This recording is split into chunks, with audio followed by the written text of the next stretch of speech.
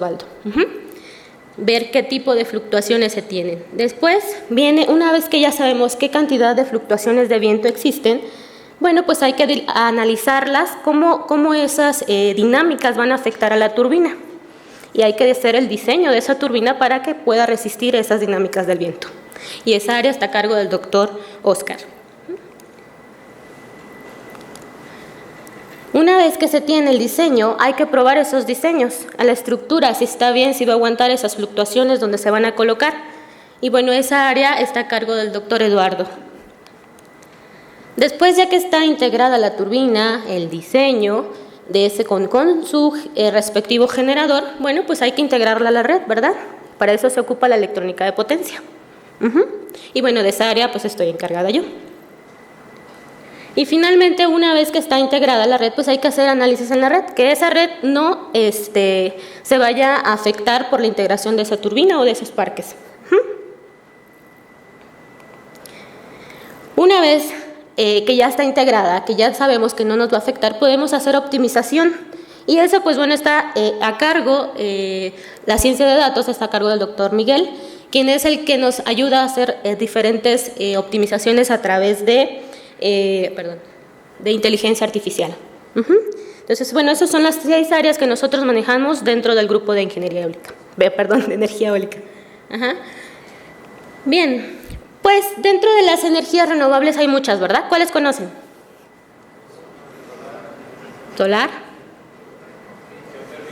geotermia, eólica, ¿verdad? ¿Algo más? Esa es energía limpia. Solar, ¿Alguna otra? Mareomotriz. Biomasa, ¿verdad? Bueno, son las que puede haber más, sí, pero son las que tienen mayor presencia. Dentro de esas, de todas las que me mencionaron, las que tienen más presencia a nivel mundial, pues bueno, son la energía eólica, que actualmente se tienen, a finales del 2022 se tenía una integración aproximada de 1000 gigawatts, al igual que la energía fotovoltaica. La energía marina también la quise colocar porque, es una energía emergente, ¿verdad? Todos sabemos que es una energía emergente, pero aún no se tiene la estructura necesaria para integrarla. Pero no se preocupen, la energía y la tecnología la tecnología para ello avanza tan rápido que pronto vamos a tener electricidad a base de esa fuente de energía renovable. Y finalmente también hay que mencionar en este aspecto lo que son los sistemas de almacenamiento. ¿Por qué? Porque unidos estos hacemos lo que es una red eléctrica inteligente, o lo que es el panorama de una red eléctrica inteligente, ¿verdad? ¿Sí habían escuchado ese término? ¿Sí? Pues bueno, que no es otra cosa más que una red que se autogestiona, una red que integra fuentes de energías renovables, una red que integra fuentes de almacenamiento, en fin, una red que distribuye y transmite energía concatenados a tecnologías de la información y de la comunicación para administrar de manera eficiente flujos de potencia. ¿Sí? Y como podemos ver, en cada una de los niveles de la red eléctrica, pues vamos a tener la necesidad de interconectar todos esos elementos. Para ello, en cada uno de esos niveles, pues necesitamos dispositivos convertidores de electrónica de potencia, que lo que nos hacen es transferir de manera óptima esa energía hacia el usuario o hacia la red. ¿Sí? ¿Tienen alguna duda hasta aquí? Fácil, ¿verdad? Bien, antes de que se utilizaran dispositivos de electrónica de potencia, también se podía hacer esto, pero la eficiencia, la estabilidad, la calidad y la seguridad, sus porcentajes andaban alrededor de los 70%. Sin embargo, una vez que se utiliza electrónica de potencia, pues bueno, ya alcanzamos hasta los 90%, 97%, y conforme la tecnología vaya avanzando, vamos a alcanzar más porcentaje. Bien, ¿por qué es importante la electrónica de potencia? Técnicamente hablando, estos son algunos de los fenómenos presentes en la calidad de la energía. ¿Qué es el contenido armónico? No sé si lo han escuchado. ¿Verdad que sí? Bueno, el contenido armónico se ve representado en esta señal, que si nosotros la podemos interconectar, podríamos obtener una señal así. Esta es la forma de onda de un inversor comercial de un sistema fotovoltaico, de menor calidad que este. Observen la diferencia. Entonces, dependiendo la técnica que se utilice, podemos pasar de esto a esto. Y obviamente también el precio, eso aumenta bastante el precio. Si pueden observar, estas formas de onda casi son perfectas, ¿no? Pero porque este es un dispositivo que nosotros utilizamos en el laboratorio que cuesta algunos millones de pesos. Entonces, por esa razón, las formas de onda las podemos sacar con esta limpieza. ¿Vale? Entonces, todo tiene que ver también, aparte de que el dispositivo tiene que ver con nuestras técnicas. En este caso, pues bueno, aquí se utiliza una técnica de modulación multinivel. Es decir, sacamos el voltaje de diferentes niveles y hasta alcanzar el menor contenido armónico. ¿Sí? Bueno, acá tienen un experto en eso. Bien. ¿Sale? Y bueno, para hacer un poquito de comercial, este es el laboratorio que tenemos. No sé si le puedes dar play, por favor. Ahí. Bueno, ese fue hace un par de años, donde apenas empezábamos a hacer la parte de interconexión de las turbinas. Entonces se preparó el escenario para hacer, esos son los dispositivos convertidores, para poder hacer su integración en la red o también de manera aislada, pero más que nada en la red. Esta soy yo. Dale, bueno, ese es el comercial que nosotros sacamos para darnos a conocer, ¿no? Esto lo que es la simulación en tiempo real, es decir, ahorita les explico qué es la simulación en tiempo real, pero bueno, estamos viendo cómo es que funciona cada uno de los sistemas antes de hacer el prototipo. Y bueno, sigo siendo yo. A ver, ya acabó.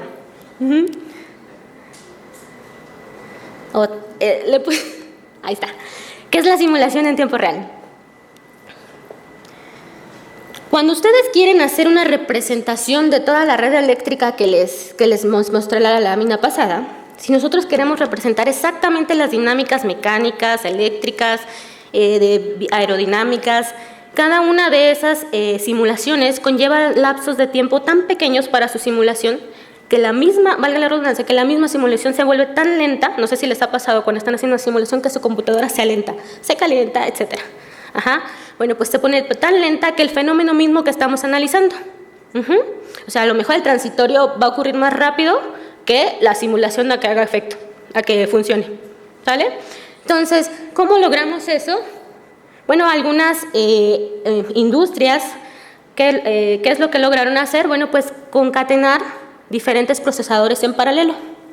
Colocaron tantos procesadores en paralelo de manera que podían reproducir la simulación en el mismo tiempo que está sucediendo, valga la redundancia, dando lugar a lo que es el tiempo real. ¿Se entendió? ¿Sí?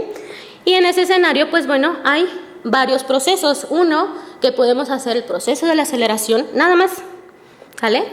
El siguiente escenario es hacer simulación en tiempo real, o lo que llamamos software in the loop. Es hacer esa simulación, ese proceso de simulación, pero con un procesador en paralelo. Que llamamos simulador en tiempo real. La siguiente es hacer Rapid Control Prototyping, que es hacer esa simulación, pero ahora ya tenemos unas entradas y salidas en ese procesador, en el cual podemos nosotros introducir las variables reales. Entonces ya tenemos entradas y salidas analógicas y digitales. Después viene Hardware in the Loop. Hardware in the Loop es combinar diferentes prototipos y hacerlos entre ellos que puedan procesar toda la información o todo el sistema que ustedes necesiten. Y finalmente, el último y el más necesario en nuestra área es lo que es Power Hardware in the Loop, donde a las áreas donde nosotros no podemos acceder, por ejemplo, la red eléctrica, no podemos acceder tan fácilmente, ¿verdad? De hecho, nunca. ¿Sale? Entonces, esa la dejamos en la simulación, no la tocamos, ¿sale? Para que no nos regañen. ¿Sale? Esa la podemos dejar en el procesador, y lo que sí podemos hacer es extraer el convertidor, extraer la turbina y dejarla fuera, y colocarla ambos de manera que podemos hacer una inyección o absorción de potencia. Entonces ya podemos estar manejando nuestro sistema mitad software, mitad hardware. Eso es Power Hardware in the Loop. Esas son las 5 formas en las que ustedes pueden hacer simulación en tiempo real. Y bueno, una de las tecnologías, hay varias, pero las que particularmente yo manejo es la tecnología Opal RT Technologies, que maneja, esta es la plataforma que ellos manejan, donde se divide principalmente, y la más básica de emular un sistema es dejar aquí lo que vamos a hacer de manera simulada, y podemos pasar de este lado para su monitoreo, de manera que cuando esto se corre, esto es lo único que podemos acceder, porque esto no. De manera que esto podemos acceder y nosotros hacer los cambios necesarios para hacer que nuestro sistema funcione en tiempo real. ¿Sí? Bien, en este panorama, como ingenieros eléctricos podemos abarcar diversas áreas de la red. En este caso nos vamos a enfocar en la electrónica de potencia. Cuando nosotros hacíamos anteriormente nuestros análisis, antes de que yo llegara al instituto, nosotros producíamos una señal sintética. ¿Qué significa una señal de viento sintética? Que no teníamos idea de cómo se comportaba el escenario real de viento, pero sabíamos más o menos cuánta velocidad corría, cuántos metros sobre segundo. Entonces podíamos hacer una señal producida por nosotros que corría, no sé, de 8 metros sobre segundo a 25 metros sobre segundo, ¿no? Porque más de ella, eso es ya no podríamos tener un huracán. Entonces lo hacíamos de manera sintética. Nosotros hacíamos cada uno de estos puntos.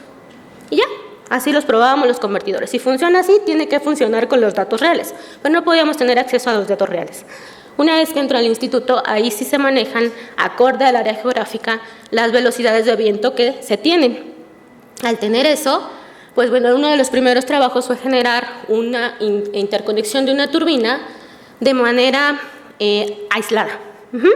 Pues no fue la interconexión, pero sino que se mandó la energía hacia el usuario. Y se creó la misma señal sintética, pero ya no fue inventada. Ahora fue basada la primera señal que obtuvimos a través de la ventosa de Oaxaca. Entonces, ahí observamos qué velocidades existían y se generó una señal sintética para metérsela a la turbina de viento. Entonces, este fue uno de los primeros trabajos, está publicado en una de las conferencias de la ROPEC.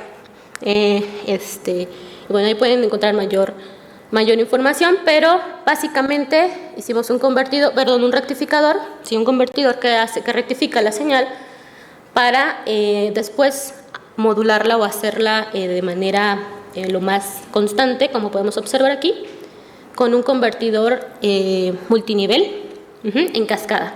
Este es el voltaje multinivel que se genera, esta es la técnica de modulación que se utilizó y podemos observar su funcionamiento. Este es el torque de la máquina. La corriente, como pueden observar, tiene muchísimas fluctuaciones acorde a las velocidades del viento. Obviamente esa es la potencia de entrada al convertidor o de salida de la máquina. Y teníamos que lograr que estas fluctuaciones no se viesen reflejadas en el punto de interconexión. Y bueno, ese fue uno de los primeros trabajos. Y fue de manera aislada. Posteriormente, después de eso, pues tenemos que interconectar las turbinas a la red, ¿verdad? Entonces, hay varios puntos de investigación dentro del instituto que pueden ser interconectadas en redes de CA e interconectadas en redes de CD. Son varias propuestas, las cuales están publicadas también en los diferentes escenarios de artículos. Para ello, pues bueno, vamos a ver cada una de las interconexiones. Estos fueron los esquemas que se generaron utilizando la tecnología de simulación en tiempo real o Opal RT Technologies. Bien.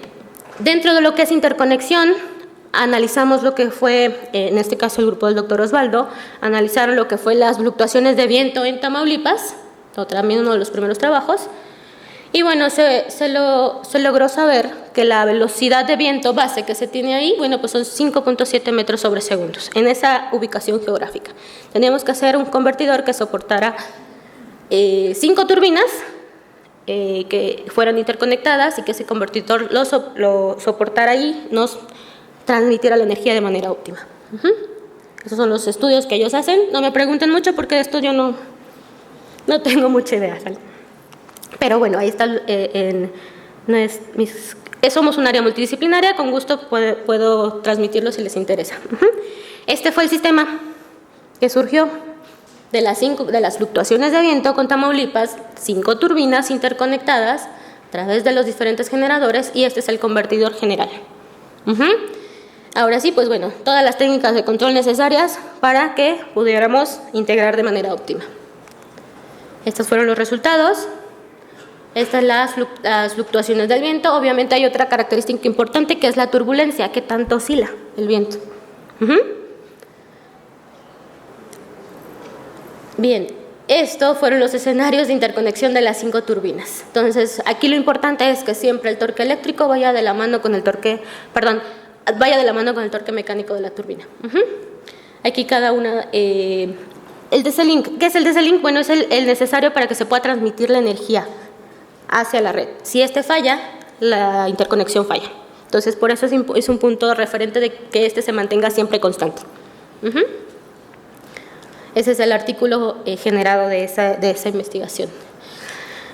Esto solo fue simulación en tiempo real. ¿Se acuerdan que les dije que había 5 formas de manejar la tecnología de tiempo real? Este fue solo simulación, no software in the loop. De ahí pasamos a lo que fue la hardware in the loop. Para todo eso, pues ya necesitamos instrumentación y control. Llevan la materia de instrumentación y control, ¿verdad? Pues pónganle mucha atención porque es absolutamente necesaria. ¿Sale? Sin eso no podemos captar ninguna señal de ningún lado. Bueno, en particular aquí nos ayudó Jesús para hacer la parte de instrumentación, para poder obtener la... Bien, recuerdan también que les dije que Temisco es necesario para nosotros por la irradiancia, pero no tenemos viento. ¿Sale?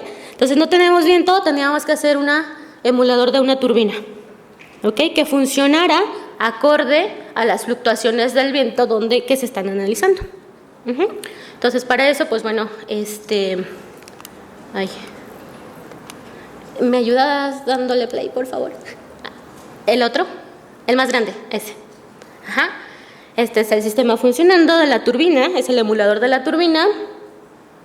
Y bueno, todo el sistema necesario para poder proyectar esas señales, las variables eléctricas, de potencia, contenido armónico, etcétera, trifásico, en el laboratorio en una pantalla. Bueno, está chiquita la pantalla, pero ahí se ve todo, ¿vale? Bien, entonces necesitamos siempre instrumentación. Una vez que ya sabíamos que sí funcionaba nuestra instrumentación, pues no nos podíamos quedar con las ganas y saber si había viento. ¿Sale? Entonces pusimos una turbina en el techo del laboratorio, y estas son las señales adquiridas a través de nuestro sistema de adquisición de datos y monitoreo. Está arriba, este es el monitoreo, este es el voltaje y esta es la corriente. O sea, no nos da ni 0.3 amperes, pero bueno, ahí está, ¿vale? Tenemos viento, bueno, estamos monitoreando viento en Temisco. A ver, no sé si puede darle a la turbina para que vean que sí se mueve. Ya, no se ve. Me quedó mal la turbina. Bueno, sí se mueve, créanme. Y el de arriba se puede ver el voltaje y la corriente, al menos ahí sí se ve cómo se mueve también. Son 3 videos. ¿Se puede darle play al de arriba? Bueno, ahí sí se ve, ¿vale? Entonces la turbina, pues el video no funcionó, pero bueno, sí, créanme. Bien, otro escenario que nosotros, eso fue fluctuaciones de viento en Temisco, porque también lo teníamos que poner. Fluctuaciones de viento en Baja California Sur. Aquí, como está el panorama de hacer la idea del sistema aislado, entonces propusimos una interconexión a una red DCD de baja potencia a nivel distribución. ¿Sale? Entonces, la misma turbina, el emulador de la turbina, acorde a las fluctuaciones de viento en Baja California Sur, donde descubrimos que solamente en el lugar que se analizó teníamos aproximadamente 4.4 metros sobre segundo. Había que seleccionar la turbina necesaria para que pudiese moverse. Aquí hay otro fenómeno. ¿Qué tal si colocamos una turbina que ni siquiera se alcanza a mover con esa velocidad de viento? Entonces, había que hacer el análisis necesario para saber qué tipo de turbina. Y bueno, aquí está otra vez la representación de lo que es esto de la turbina del techo. Y este fue el escenario: 5 turbinas, un convertidor y el convertidor necesario, porque les recuerdo que hay una gama de convertidores aprobados ya en el Diario Oficial de la Federación, necesarios para hacer la interconexión. Entonces ya pues colocamos un punto de acoplamiento común, pero de una red de distribución de corriente directa. Esa fue una propuesta. Y esto ya es Power Hardware in the Loop, ¿sale? Ya tenemos un sistema que en este caso es, aquí no se ve muy bien, pero es la fuente que tenemos aquí, es un emulador de la red. ¿Puedo hacer una pregunta por ahí arriba? Hola, buenas tardes. Acá.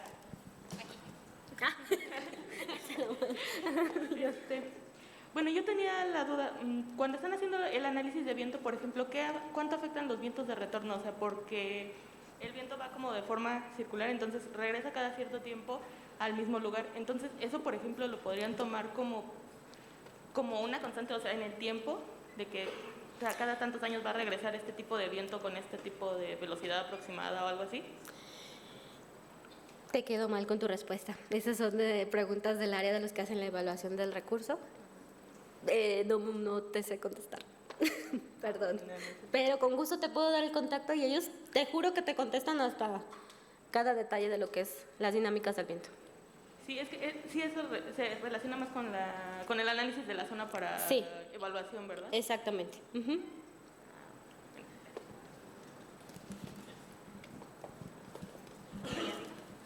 Hola, buenos días.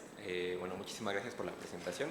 Yo tengo una pregunta que quizá igualmente se va a salir un poco del marco, pero a mí me da curiosidad esta cuestión de los materiales, las limitantes en cuanto a las contingencias que pueden existir ante vientos mayores a los previstos o inclusive los sistemas de protección de las turbinas. No sé si me pueda hablar un poco acerca de ellos.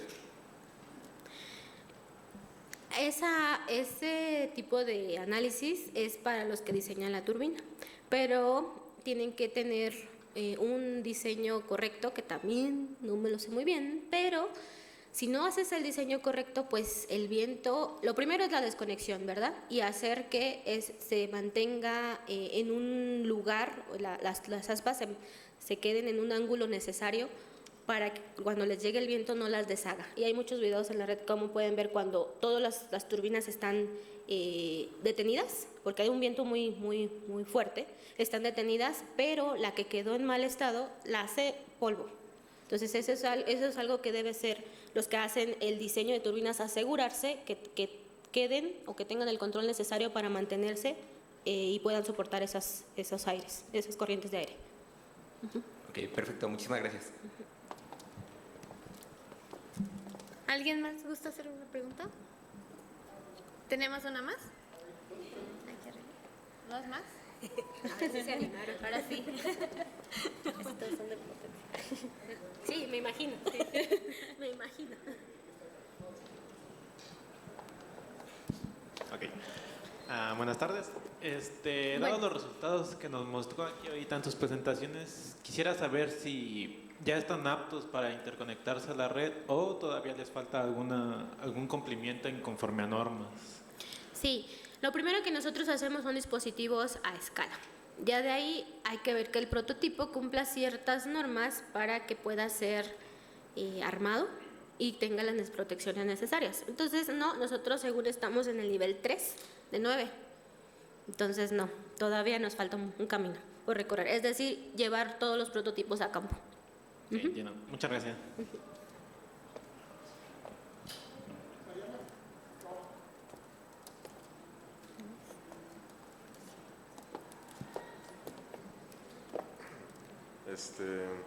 Mi pregunta va más que nada hacia, por ejemplo, los próximos años, conforme esto de la contaminación, el calentamiento global, pues cambia la atmósfera. Y por lo tanto, como cambia la atmósfera, también cambian los vientos.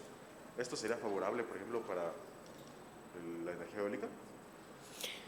No te entendí, perdón. Ajá, es que no te entendí. Ajá, disculpa. Sí, conforme está cambiando el mundo, conforme la atmósfera, también cambian los vientos. ¿Esto es favorable para la energía eólica? Para nosotros sí. ¿Sale? ¿Por qué? Pues porque vamos a tener capacidad. Nos ayuda si los sistemas de almacenamiento van incrementando su capacidad de tecnología. ¿Sale? Porque podemos estar almacenando la energía y poder reutilizarla después, ¿no?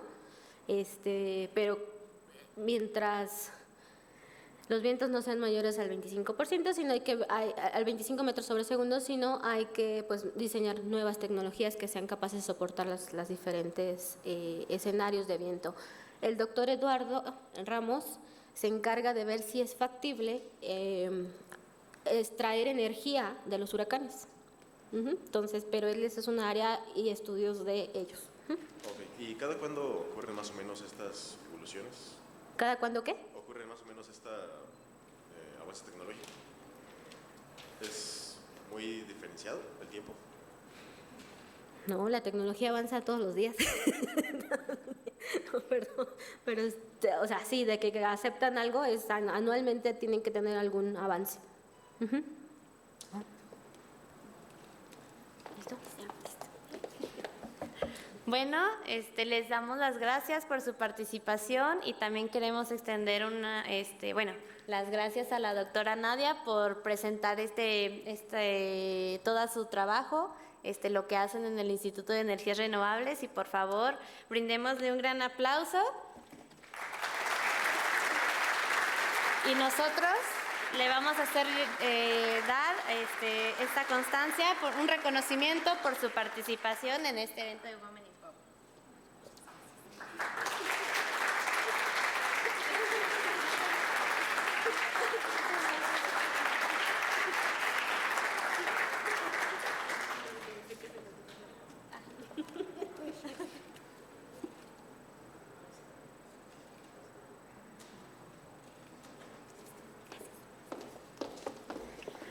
Bueno, y ahora seguimos con nuestra programación. Ahora vamos a pasar con nuestra siguiente ponente.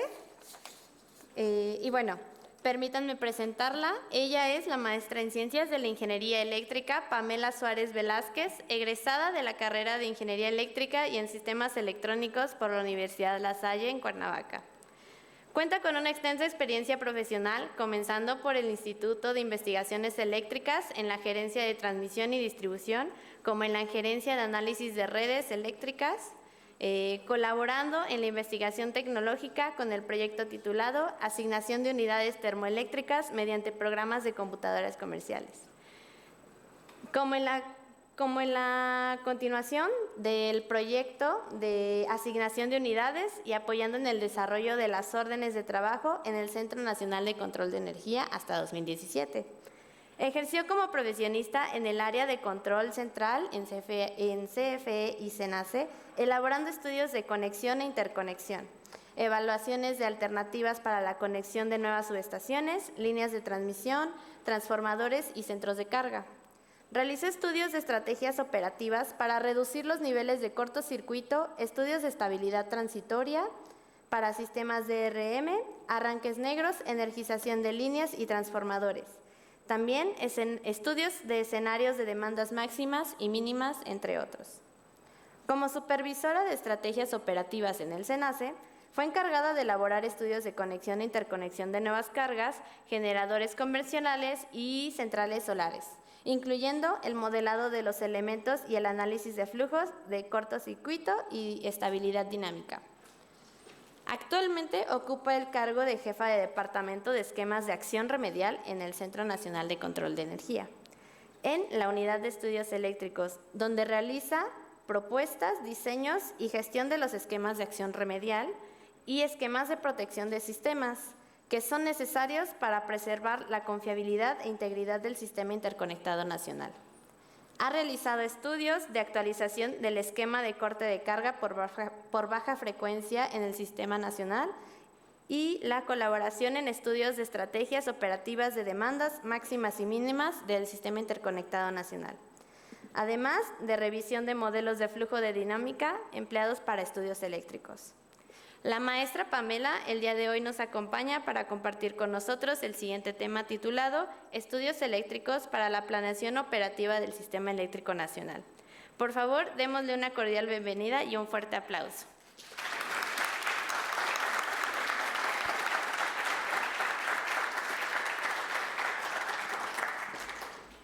Hola, ¿qué tal? Buenas tardes a todos. Pues antes que nada decirles que es un honor para mí poder estar con ustedes, que me han invitado aquí a dar la plática. Pues voy a platicarles un poco de lo que hago en mi trabajo en el SENACE. Yo estoy en el corporativo de SENACE, en la Subdirección de Servicios de Ingeniería de la Operación, en la Unidad de Estudios Eléctricos. El SENACE tiene 8 gerencias regionales, distribuidas a lo largo del país. Yo estoy aquí en la Ciudad de México, digamos, nosotros somos los que coordinamos a las 8 gerencias del país. Y en esta área yo llevo, bueno, en SENACE yo llevo 12 años, antes era parte de CFE, no sé si ustedes tengan más o menos referencia. CFE tenía, o tiene, ¿no?, transmisión, distribución, y tenía también pues SENACE.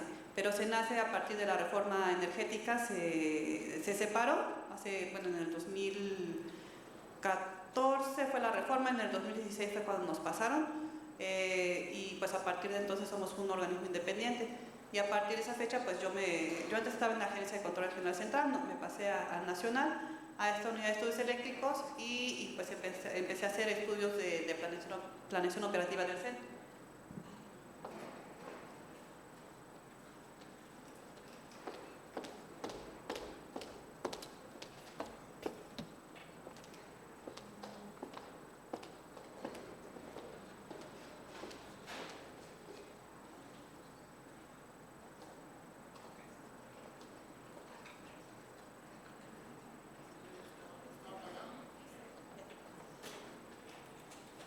Los estudios de planeación operativa del CEN que hacemos es el de límites operativos, esquemas de acción remedial, integración de fuentes de energía renovables, estrategias operativas y estudios especiales.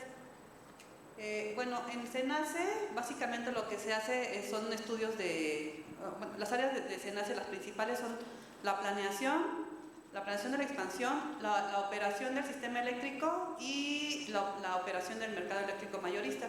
Entonces yo estoy en un área oficialmente de operación, pero pues nos dedicamos a la planeación operativa.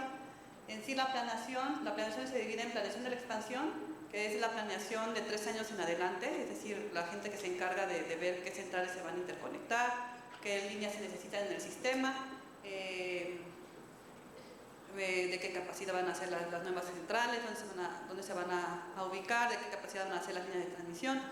Y pues son planeaciones hasta de 30 años, ¿no?, en adelante. La parte de la planeación operativa donde yo estoy son estudios de 1 semana a 3 años. Entonces, digamos, todo lo que en la planeación de la expansión no salió como se tenía planeado. Por ejemplo, hay líneas que están planeadas, ¿no?, para construirse a lo mejor dentro de 3 años o dentro de 2 años, pero pues se van retrasando, ¿no?, porque no les otorgan el derecho de vía, o porque se cayó la licitación, o porque se iba a poner un generador y a la mera hora pues se echó para atrás, o no cumplió con los requisitos, o cualquier cosa que salga mal en la planeación de la expansión, se tiene que corregir ya en la planeación operativa. Entonces hay muchas cosas que a veces a lo mejor iban a entrar 2 líneas, a la mera hora nada más entró 1, entonces tenemos que ver qué vamos a hacer, ¿no?, en la parte de la planeación operativa para que pues la red tenga la capacidad para poder seguir transmitiendo la energía que es necesaria para ciertas zonas del país. Y bueno, nosotros no estamos en la planeación a corto plazo, que es hasta 1 semana. Ahí es donde ven estudios de licencias, por ejemplo, salidas a mantenimiento, disturbios, ¿no? Ahí es donde están los operadores en tiempo real, atienden los disturbios. Hay los operadores las 24 horas del día, sincronizando unidades, metiendo capacitores, controlando la frecuencia, el voltaje. Ellos pues ahí tienen su área de estudios y es hasta 1 semana, pero bueno, ellos son como más para pues muy corto plazo, ¿no?, y emergencias. Entonces nosotros estamos como en ese intermedio entre la planeación de la expansión y la planeación a corto plazo.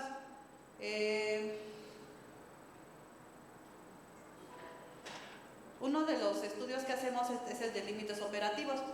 Este es un mapa de la red. Aquí podemos ver cómo pues una red, sigue siendo una red pues longitudinal, ¿no? Las líneas principales que enlazan el norte con el sur son estas, las que van de Champayán a Altamira, de Ramos Arizpe a Cañada, de Mazatlán a Tepic. Estas líneas son tres corredores de transmisión principales que enlazan todo el norte con el sur del sistema, ¿no? En los años recientes se ha interconectado gran cantidad de generación en el norte del país, que pues es donde está el recurso del gas, hay mucha energía fotovoltaica, bueno, se han instalado muchos paneles fotovoltaicos aquí en la zona noroeste y en la zona noreste también, eólica, sobre todo energía eólica se ha interconectado de este lado, y generación de ciclos combinados. Entonces ha crecido mucho la generación en todo el norte del país, no tanto en el sur. La red de transmisión pues prácticamente no ha crecido. La única línea que yo en todo el tiempo que llevo aquí en Senace importante que se ha construido ha sido las líneas de Mazatlán hasta Hermosillo prácticamente. Son las líneas más importantes que se han construido, pero toda la demás red pues no ha habido nueva construcción de red. Se han interconectado pues muchas centrales particulares, pero bueno, eso ha representado también un problema, es lo que le llaman la balcanización de la red nacional de transmisión. Es decir, por ejemplo, estos corredores largos de transmisión, se han metido aquí muchas centrales renovables, ¿no? Principalmente, ¿no? Eólicas, fotovoltaicas. Entonces vienen a cortar los corredores y bueno, eso pues digamos aprovecha la red. El problema es que no hay nueva red de transmisión y eso pues ha venido a saturar la red que ya existe. Y por lo mismo pues se tienen que calcular estos límites operativos, que estos límites operativos son muy importantes porque te dicen cuál es la capacidad máxima que puede transmitir cierto corredor. Generalmente los corredores de transmisión son 2 líneas de transmisión de 400 kb. Entonces la red se supone que está diseñada o tiene que estar diseñada para poder soportar la contingencia sencilla más severa, o sea, para poder perder un elemento. Entonces, si por ejemplo es un corredor que transporta 1000 megawatts, bueno, es un corredor de transmisión de 2 líneas, tienes que poder soportar la pérdida de una línea de transmisión sin que la paralela se te sobrecargue. Entonces, hay gente, pues en mi área hay 3 departamentos, uno que es el de límites operativos, yo que estoy en esquema sección remedial y otro de estudios especiales. Los de límites operativos se dedican a calcular esos límites, ¿no? A decir, bueno, en este corredor, por ejemplo, en el de Mazatlán Tepic, puedes transportar 1200 megawatts, ¿no? Máximo, o sea, aunque tengas aquí muchísima generación y la tengas disponible, pues por aquí no puedes transmitir más de 1200 megawatts. Entonces, pues la energía, digamos, se queda de una forma ahí embotellada, ¿no? Porque no tiene salida. Y bueno, ellos mensualmente arman las bases de datos en PCS, que es el programa que usamos. Incorporan todos los elementos nuevos de la red. Si va a entrar un generador, lo modelan, lo incorporan al programa. Los casos base los hacen conforme a la demanda máxima del mes siguiente. Entonces, porque generalmente en demanda máxima es cuando más problemas de voltaje hay, más cargada está la red. Y ya con todos esos escenarios, calculan esos límites operativos.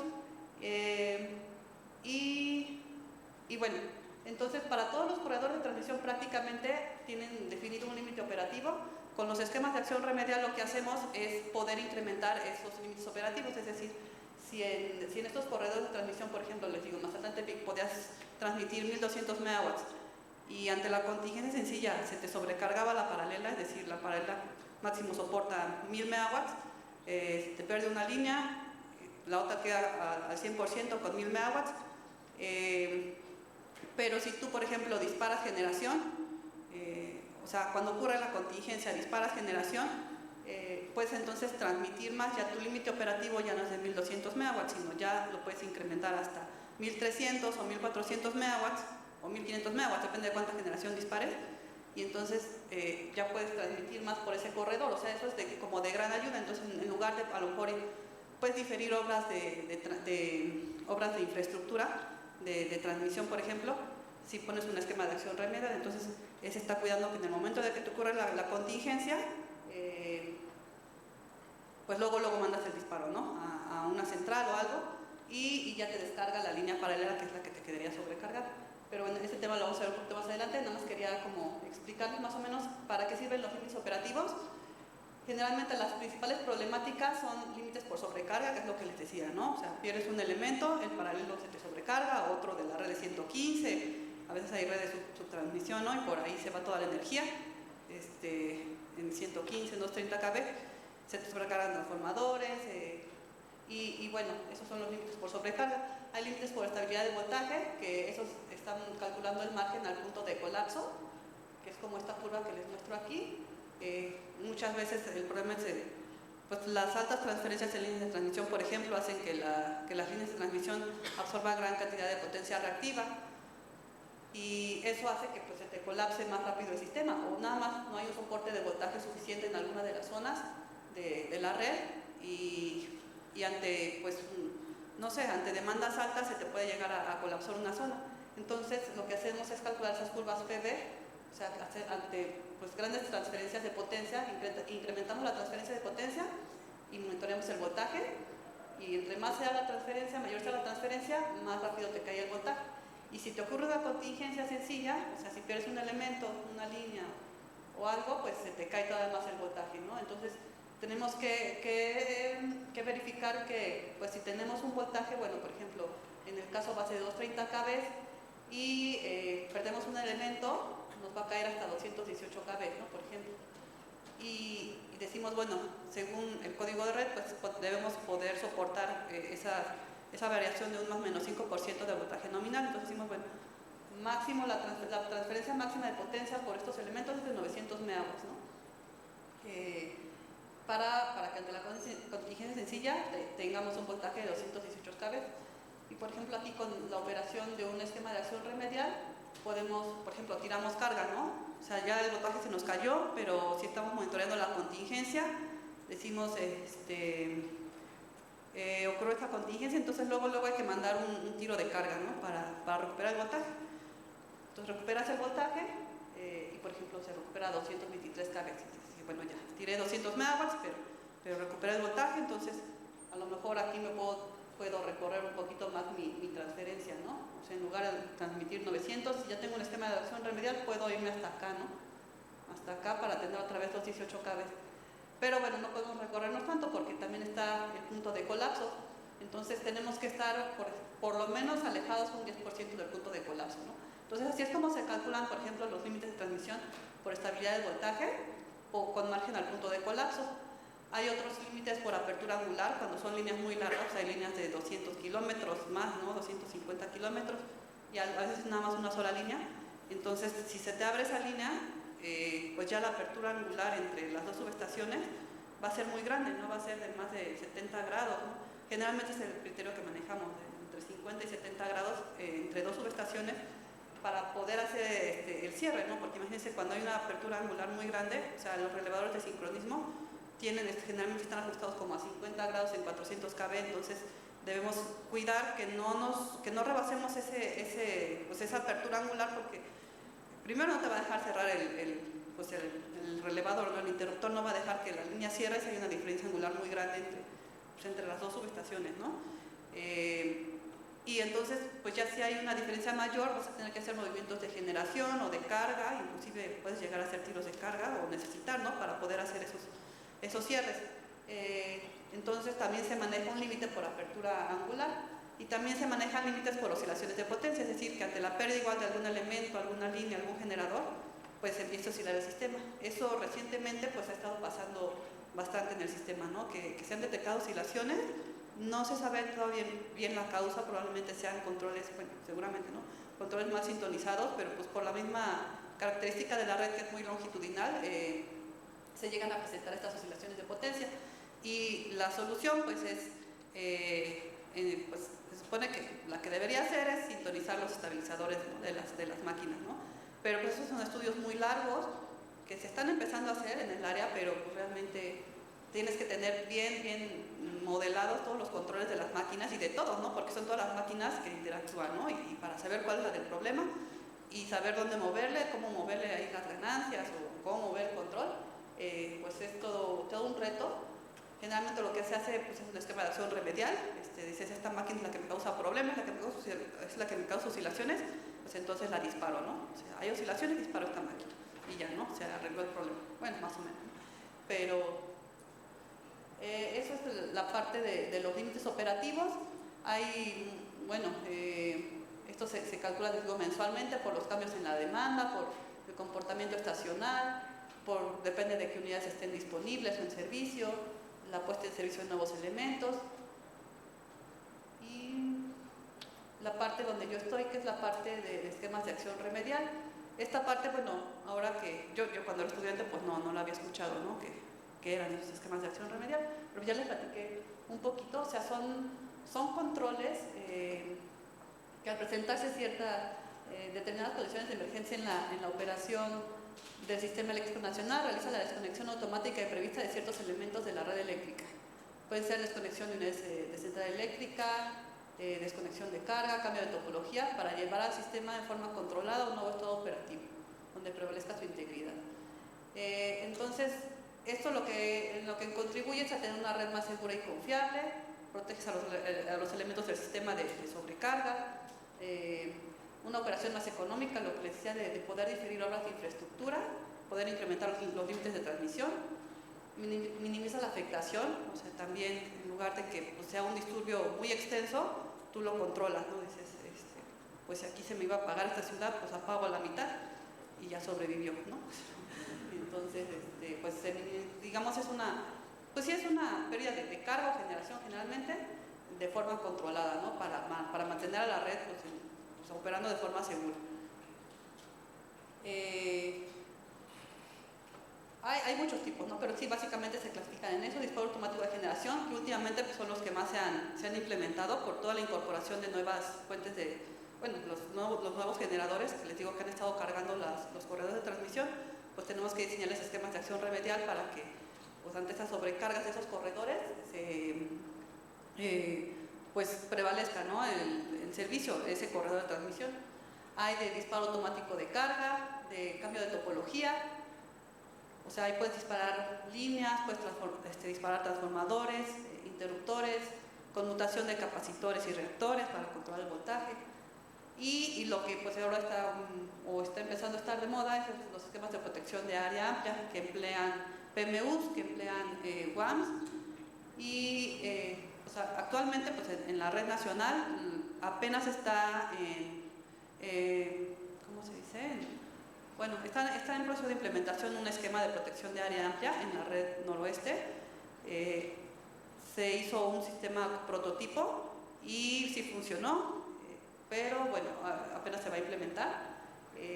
Así es como funcionan los esquemas de acción remedial, ¿no? O sea, tú tienes tu sistema eléctrico, están las variables eléctricas, las entradas, hay un proceso de decisión. O sea, los esquemas de acción remedial tienen un controlador, un concentrador, ¿no? Que es donde está la lógica del esquema, que es un relevador, por ejemplo estos de CECEL, ¿no? Los 451, un concentrador, ¿no? Donde tienes tu lógica de decisión. Y dependiendo de la perturbación, o sea, es donde dices, bueno, si tengo este flujo en esta línea y ya vi que se me abrió la otra, pues manda esta acción remedial, ¿no? O sea, dispara carga, dispara generación. Y esa tiene que ser una acción rápida, ¿no? Generalmente, por ejemplo, los más rápidos que hemos implementado son en 100 milisegundos, ¿no? Los diseñamos para que en menos de un segundo operen, ¿no? En 500 milisegundos ya hayas desconectado la generación, porque si no te puede llevar a un problema de oscilaciones, te puede llevar a aperturas de las líneas de transmisión por la operación de protecciones de distancia. Entonces sí tienen que ser esquemas pues, relativamente rápidos. Los más lentos son los esquemas de protección de sistema, que tardan 1, 2, hasta 3 segundos en operar, ¿no? Conexión de capacitores, reactores o desconexión de carga. Pero bueno, estos esquemas de protección de área amplia pues es lo que sigue, lo que tenemos que buscar cómo implementar. De hecho, hablando aquí con Mario, nos decía, ¿no? Que sí, no son tan rápidos en su procesamiento. El empleo de PMU no es algo como tan rápido. Entonces sí tenemos que evaluar bien en qué áreas del sistema se podrían implementar este tipo de esquemas, ¿no? O sea, pero bueno, apenas estamos estudiando esta parte. Y los tipos de problemática que resuelven los esquemas de acción remedial son, por ejemplo, sobre frecuencia, disparo de generación puede resolverte problemas de sobrefrecuencia. Los de disparo de generación, cambio de topología, disparo de carga, problemas de sobrecarga de equipos. Inestabilidad angular, igual disparo de generación, cambio de topología, disparo de carga, conmutación de reactores y capacitores, compensación de bars. Y así son las problemáticas, ¿no? Oscilaciones de potencia, baja frecuencia, inestabilidad de voltaje, bajo voltaje y sobrevoltaje. Entonces, pues para todo hay alguna solución, ¿no? Disparas carga o disparas líneas o cambias topología, disparas generación. Y pues es evaluar, tenemos que evaluar todas, ¿no? Generalmente, pues, a veces hay una solución muy obvia, ¿no? Pero generalmente, pues, evaluamos, o ¿qué haces, no? ¿Disparas generación o disparas carga? ¿Qué será más efectivo, no? Y pues ya dependiendo, ¿no? Generalmente hemos encontrado que disparar generación es más efectivo porque es como algo muy concentrado, o sea, algo muy concentrado, que no, la carga está muy distribuida, tardas más en dispararla, pues es más afectaciones a los usuarios. En cambio, si disparas generación, pues es una sola máquina donde mandas el control y descargas rápido el elemento, ya no afecta a los usuarios y pues la misma red se encarga de compensar con la regulación primaria pues esa pérdida de generación. Entonces es lo que hemos implementado más recientemente. Aquí, por ejemplo, un esquema de acción remedial de los que modelamos los que diseñamos recientemente fue el DAC Monterrey Sur, así le nombramos, de los corredores de transmisión que van de Monterrey hacia el sur del sistema. Este fue por el evento del 28 de diciembre de 2020, no sé si recuerden que se apagaron como 8.000 megawatts 8.000 megawatts del país se perdieron entre generación y cargo, pero el esquema de corte de carga por baja frecuencia. Y bueno, aquí el problema fue que fue una contingencia doble, básicamente, ¿no? Fue una contingencia doble, ¿no? O sea, uno de los corredores largos de transmisión que les digo que enlazan el norte con el sur se perdió. Y pues esto ocasionó sobrecargas en los otros corredores de transmisión y empezaron a operar las protecciones de distancia de las líneas, se abrieron, prácticamente nada más quedó una línea enlazando el norte con el sur, afortunadamente, pero bueno, pues hubo un desbalance muy grande y se perdió generación, se perdió carga. Entonces, pues la tarea a la que nos dimos fue diseñar un esquema de acción remedial que ante esa doble contingencia, si pierdes uno de esos corredores largos de norte a sur, ¿qué vas a hacer, no? Entonces, lo que hacemos pues, es disparar generación, ya se mandó a implementar, o sea, ese esquema tiene mucho retraso. Esos esquemas los gestionamos con transmisión, o sea, nosotros los diseñamos, aquí hacemos el estudio y se lo presentamos a CFE Transmisión. Y CFE Transmisión pues se encarga de gestionar el recurso e implementarlos en campo, ¿no? Nosotros le damos seguimiento a la parte de la implementación, pues ese esquema ya debió haber estado implementado, pero pues apenas se cayó la licitación y bueno, pero eso es lo que hacemos, ¿no? Ante la doble contingencia lo que tendría que pasar es disparar cerca de 900 megawatts de generación, que sería una central eléctrica completa del noreste. Tenemos una central de respaldo también, o sea, decimos si esta central no está generando al máximo o está fuera de servicio, pues entonces dispara esta otra, ¿no? Que está aquí al lado. Entonces son dos centrales que se pueden seleccionar y con eso, ante la doble contingencia de ese corredor, disparas a alguna de esas dos centrales de generación y tiene que ser algo rápido, ¿no? Aquí, por ejemplo, hicimos la evaluación de los tiempos, ¿no? Si la disparas muy rápido, que es la negra, esto es como como en 100 milisegundos, ¿no? Vean cómo es la oscilación, la caída de voltaje no es tan drástica y la oscilación es más pequeña. Pero entre más tiempo te tardes en hacer ese disparo de generación, más te cae tu voltaje y pues mayor es la oscilación. Total que si te tardas más de 600 milisegundos en hacer ese disparo de generación, aquí ya pierdes sincronía, o sea, se te abre otra línea de transmisión. Aquí tenemos modeladas las protecciones de distancia de las líneas y se nos abrió la línea, pues se elevó el voltaje en uno de los extremos, ¿no? Pero si no se hubiera disparado esta línea, lo que hubiéramos visto son muchas oscilaciones así sostenidas y bueno, eso es lo que ocasiona los disparos, ¿no? De las líneas de transmisión. Entonces son esquemas que tienen que operar muy rápido, no todos, no, pero este en particular, pues sí. Este fue uno de los diseños que hicimos. Este es otro de los diseños que tenemos, igual sobre ese corredor, pero este es con flujos en sentido contrario, en sentido hacia el norte. Cuando los flujos van hacia el norte y si te ocurre la doble contingencia, bueno, una contingencia sencilla, se te sobrecarga la línea paralela y lo que haces es entonces disparar carga. O sea, ahora disparas carga pero en Monterrey, ¿no? en la zona metropolitana de Monterrey puedes disparar hasta 1200 megawatts de carga. Aquí tenemos monitoreada la carga, en este es un disparo automático de carga. Para contingencia sencilla puedes disparar hasta 500 megawatts. Entonces hay temporadas del año, por ejemplo en verano, cuando hace mucho calor, con los aires acondicionados y otros equipos que usan, se eleva pues el consumo de carga, ¿no? Pero pues tú tienes que diseñar tu esquema para que todo el año, si no estás en verano, estás en invierno y no hay suficiente carga, o la demanda está bajita, pues también ese disparo de carga sea suficiente para poder descargar el elemento paralelo. Entonces, pues son como gráficas, ¿no? Tenemos ahí pues el sistema SCADA en el SENACE, donde vamos monitoreando todas esas cargas, los flujos, las demandas, y aquí están pues las curvas PV también, para asegurarnos que no haya problemas de bajos voltajes, o que no vayamos a estar cerca del punto de colapso también ante las altas transferencias de potencia en estas líneas, ¿no? Otro es el que les platicaba del noroeste al SIN. En este esquema está diseñado para proteger al sistema de oscilaciones de potencia pobremente amortiguadas ante la ocurrencia de una contingencia sencilla. Entonces, aquí el corredor noroeste al SIN es todo lo que sale del noroeste, ¿no? Lo que les platicaba, aquí se ha interconectado gran cantidad de generadores en Sonora, o sea, ciclos combinados, fotovoltaicos, y pues prácticamente el único corredor de 400 que da salida es Mazatlán-Tepic, ¿no? Y hay varias contingencias que causan oscilaciones en el sistema, porque las oscilaciones se extienden a todo el sistema, pero pues la que se detectó como más severa es una de las de acá del norte del país. Ante una contingencia sencilla aquí en el norte, pues te empieza a oscilar el sistema. Y lo que se hace es que se monitorea todo el flujo en esta compuerta, o sea, entre mayor sea el flujo, entre mayor sea la transferencia de potencia hacia el sur, pues mayores son las oscilaciones de potencia.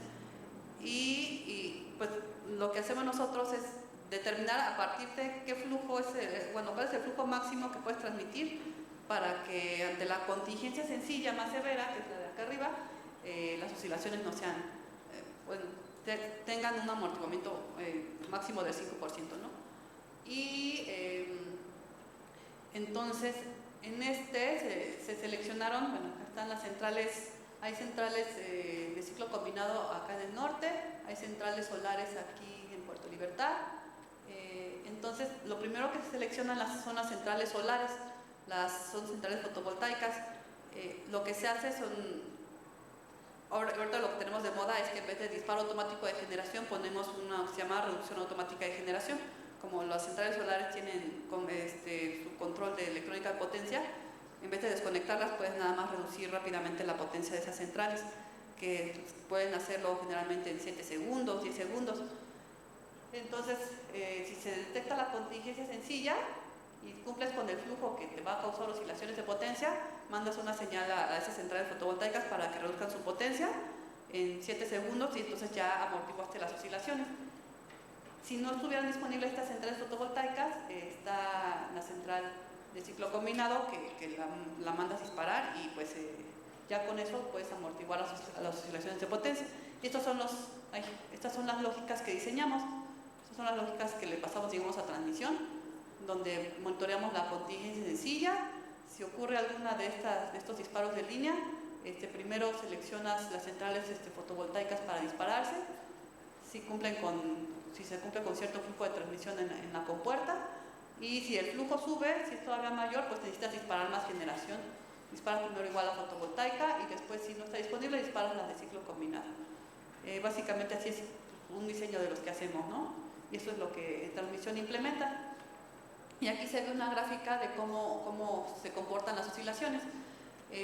Básicamente lo que vimos es que esa parte de que las centrales bajen en rampa es benéfico para amortiguar oscilaciones, porque si mandas un disparo a una central, se te ocasiona una oscilación muy grande, ¿no? O sea, como que es como un chicote, ¿no? Que disparas algo y pues empieza a chicotear y las oscilaciones crecen, al final se amortiguan, ¿no?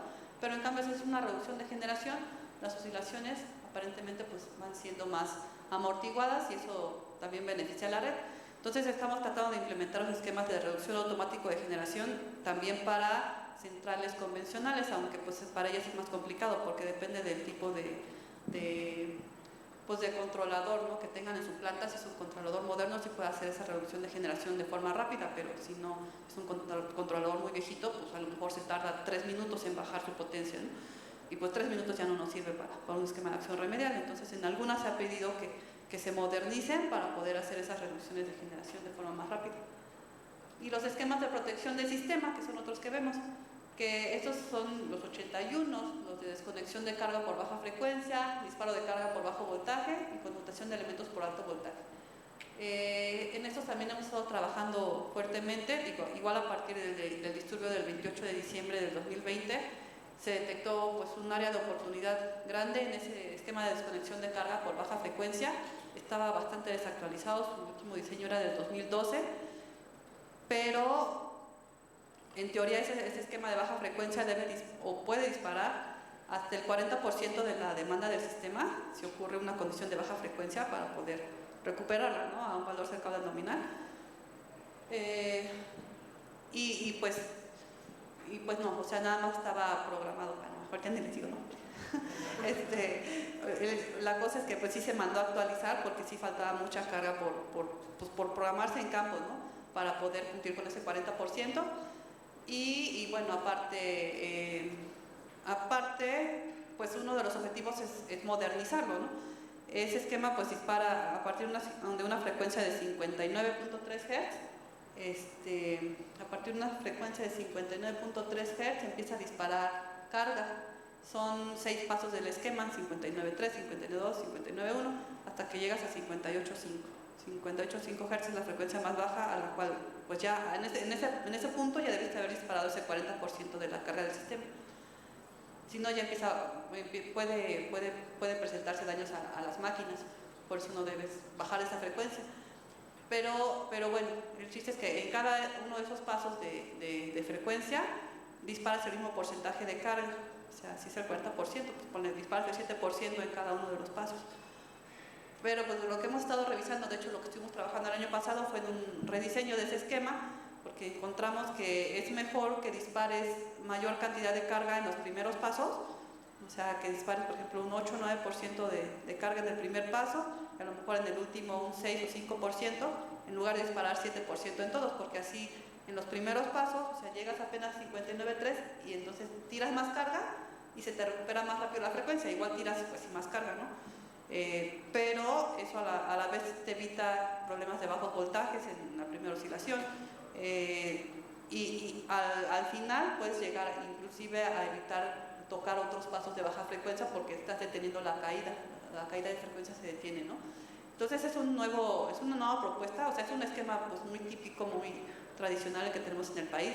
Ya poder modernizarlo sería pensar en usar relevadores de tendencia de cambio de Hz por segundo, por ejemplo, para que esos relevadores vean dónde están siendo los cambios de frecuencia más pronunciados, en qué áreas se están presentando esos cambios de frecuencia, porque eso te determina dónde está ocurriendo la pérdida de generación y entonces decir, si aquí me cae más rápido la frecuencia, en el noroeste, por ejemplo, me cae más rápido la frecuencia, más rápido que en el peninsular, entonces quiere decir que el disturbio fue en el noroeste, y entonces ahí mismo tiro mayor cantidad de carga y evito tirar más carga en todo el sistema. Pero bueno, esa es como la parte de la modernización del esquema que pues igual tienen que cambiar relevadores, y primero tiene que hacerse diseño, y luego tienes que comprar más equipo, ¿no?, de relevadores en todo el país para poder, o ver si tienen la capacidad, ¿no?, de monitorear eso y coordinarlo. Entonces, bueno, ese es el estudio que sigue, ¿no? Pero ahorita, por lo pronto, con el esquema típico, pues nada más fue redistribuir los porcentajes de carga, de cómo se tira por paso para lograr hacerlo más efectivo. Y igual con esa redistribución de la carga, pues evitas que en algunos casos se te segregue la red, ¿no? En ese estudio que hicimos vimos que ante ciertos montos de generación que pierdes, igual se te puede seccionar la red en dos, como ocurrió el 28 de diciembre, o sea, seccionas el norte, se parte la red en dos, y con esos corredores de transmisión que les digo que enlazan el norte con el sur, por la operación de protecciones de distancia, y bueno, con ese rediseño, pues evitamos en algunas ocasiones que se parta la red. Entonces, El otro esquema es el esquema de disparo de carga por bajo voltaje. Ese es otro de los esquemas de protección de sistema. Esos son los relevadores 27 que, o sea, pues así nada más generalmente están en la red 115. Eran alimentadores, ¿no? Ya de distribución, pero pues en zonas de carga, y cuando ve, esos son los que tardan 2-3 segundos cuando baja el voltaje en alguna, por ejemplo, en una red de 115, si baja hasta 101 kV, por ejemplo, que ya es bajísimo, ¿no? Pero en algunas redes pues es permisible todavía un voltaje así. Si lo tienes sostenido por 2 segundos, entonces ya mandas disparar un alimentador. Y van así secuenciales, ¿no? Primero, en 1 segundo, pues a lo mejor se te abre un alimentador. Si en 2 segundos sigue bajo el voltaje, se te abre el alimentador al lado. Si se mantiene ese voltaje por 3 segundos, pues ya mandas más apertura de alimentadoras, y entonces pues tiras carga para poder mantener el voltaje en la red, ¿no? Entonces así hay varias zonas como deficitarias de voltaje en la zona de Fresnillo, en la zona de la Huasteca, en algunas zonas de la noroeste.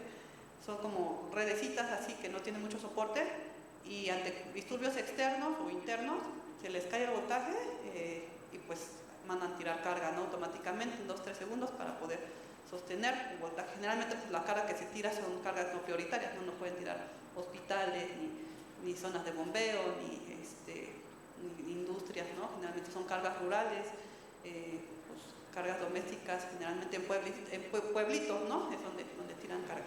Ajá. Digo, lo que estamos buscando, de hecho ya para el esquema de baja frecuencia, es incorporar las industrias, porque son cargas muy grandes que rara vez, como para el esquema de baja frecuencia, no opera tan seguido, ¿no? Pero pues tirar una carga de, pues a lo mejor 200 megawatts a tirar todo un pueblo, pues bueno, a lo mejor, pues ya, ¿no? La programamos para que se perder esa industria, ¿no? Es lo que estamos tratando de hacer. Y bueno, estrategias, otros estudios que se hacen son las estrategias operativas, son esos estudios de demandas máximas de verano y mínimas de invierno.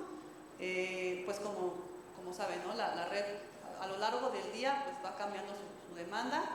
En las madrugadas es muy poca la demanda, no hay industria, los focos están apagados, todo está dormido, entonces la demanda es baja, ¿no? Y en la noche generalmente, aquí en la zona centro, es cuando más sube la demanda. Igual así varía estacionalmente, ¿no? Dependiendo de la región, pero pues igual generalmente en todo el país, en verano es cuando está la demanda máxima, en invierno es cuando está la demanda mínima. Y entonces hay que hacer estudios, ¿no? Para estas variaciones diarias, porque ¿qué haces en demandas mínimas? ¿No? Tienes que mandar la desconexión de capacitores, a lo mejor la conexión de reactores, inclusive aquí, por ejemplo, en la red del área central, mandas la apertura de cables subterráneos, porque esos te generan gran cantidad de potencia reactiva, entonces los abres, los desconectas, porque pues, en demanda mínima van casi descargados y nada más te están generando, ¿no? Potencia reactiva. Y bueno, tienes que diseñar alguna estrategia dependiendo de la demanda. Generalmente las demandas más bajas son en invierno, bueno, en Semana Santa o en Navidad, ¿no? O en Año Nuevo. Y ahí sí pues, tienes que ver, pues, sincronizar compensadores síncronos, generar generadores en algunos puntos, o sea, hidráulicas para que igual consuman potencia reactiva, y todas esas desconexiones de líneas de transmisión igual de 400 kV, líneas muy largas que nada más están ahí generando reactivos, pues los desconectas, ¿no? Y ver que, o sea, es toda una estrategia que se genera para poder controlar pues el voltaje sobre todo, ¿no? Y los flujos también, porque pues no puedes, pues, aunque tengas un problema en un área, pues no puedes desconectar o conectar todo ahí, sino tienes que sincronizar toda la red. Igual se resuelven problemas de cortocircuito, o sea, lo que hacíamos aquí en el área central era eso. Por ejemplo, en una subestación podíamos abrir ciertos interruptores. Las subestaciones generalmente tienen 2 barras o 4 barras y ya nada más como que secciones la subestación en 2, por ejemplo, dejes una barra de un lado y la otra del otro y no tengan interconexión entre ellas, una conexión eléctrica directa, ya con eso bajan los niveles de cortocircuito, porque pues igual no se ha renovado el equipo, y con pues, la incorporación de generadores principalmente, pues se incrementan esos niveles de cortocircuito y ya el equipo, pues que ya tiene muchos años, o sea 30 años, no sé, un equipo, pues ya no soporta esos niveles de cortocircuito que ante fallas pues se van a sobrepasar y pueden dañar al equipo. Entonces se diseña alguna estrategia para reducirlos. Entonces en otras áreas, en el norte por ejemplo, seccionan la red, ¿no? O sea, parten, o sea, si la red está mallada en 115, todo está unido, la parten, ¿no? Así en dos, o una partecita, o sea, abren la red para que no esté interconectada y esos niveles de cortocircuito bajen, ¿no? Pero pues eso a la vez reduce la confiabilidad, porque pues ya no, o sea, ya no hay una interconexión y se te puede llegar a presentar sobrecargas o perder, o llegas a dejar cargas radiales, ¿no? Para estarlas abriendo, pues por estar abriendo la red, pues ya la pierdes ante contingencia. Y bueno, ¿qué más?